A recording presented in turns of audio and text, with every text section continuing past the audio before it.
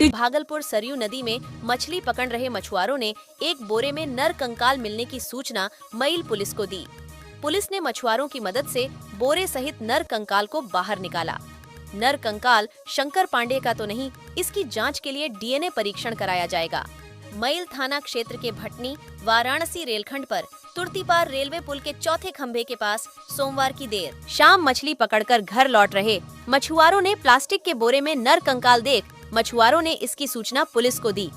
इसके बाद मौके पर पहुंची पुलिस ने नर कंकाल को बाहर निकालवाकर कब्जे में ले लिया। थानाध्यक्ष मईल गोरखनाथ सरोज ने बताया कि सरयू नदी में एक बोरे में नर कंकाल मिलने की सूचना मिली है।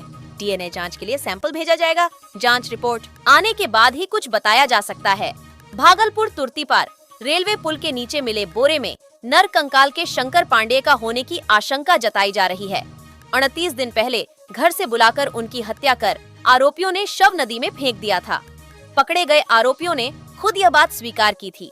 आशंका है कि यह नर कंकाल शंकर पांडे का हो सकता है, जबकि इसका पता साले हैं। तो है उन्हें मैं देख रहा हूँ। और किसी बुलाओगे?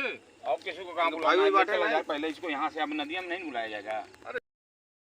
भरा जाए, भराओ भराओ उन लोग के लिए कौन नीचे भराओ।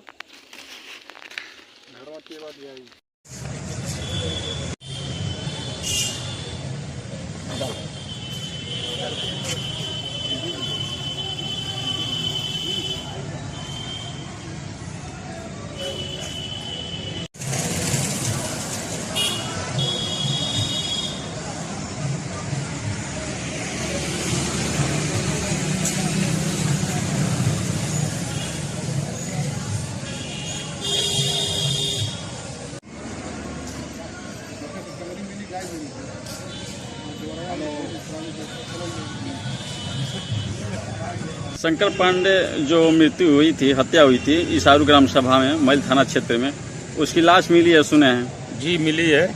और इस लाश को चूँकि मुलजिम जो हैं वो लोग भी बताए थे कि हम लोग ईंट पत्थर और बालू डाल के और लाश को बोटी बोटी काट के और बोरे में कस के और नदी में प्रवाहित किए हैं, डाल दिए हैं। तो कल शाम को लगभग मछुआरे के द्वारा सूचना मिला कि कौवे और कुत्ते जो हैं उस लाश को खींच रहे हैं। तो हम लोग को जानकारी हुआ, फिर हम लोग ग्रुप में गए और जाकर देखे कि लाश को कुत्ते और कौवे नोच रहे हैं। उसमें केवल थोड़ा बहुत उसका अवशेष लगा था, केवल एक तरह से कंकाल था। तो कंकाल केवल देखने के बाद उसके बाद से हम लोग तुरंत चौकी प्रभारी को बताए।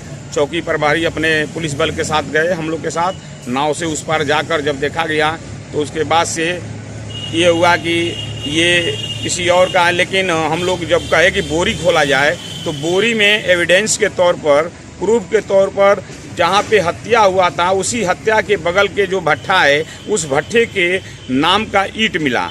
उसमें जितने ईंट मिले ए के, एम के, डी, बी, ये सभी उसी जहाँ पे हत्या हुई है हत्या के 200 मीटर के इर्द गिर्द में जो भट्ठे हैं उनको ये प्रूफ कर रहा है कि ये शंकर पांडे की ही लाश है और इसी का ये कंकाल है। तो हम लोग उस कंकाल को प्रशासन के सहयोग से बोरी में कस के लाकर और थाने पर आए और आज पीएम करने के लिए आया है। और पीएम जो रिपोर्ट हमको मिलेगा इसके बाद से आगे जो प्रशासन कार्रवाई करेगा वो हम लोग को मान्य होगा। प्रशासन क्या कर रही है? प्रशासन तो कह रही है कि पहले, अब तो ये कह रही है कि पीएम के बाद हम इसका डीएनए टेस्ट कराएंगे।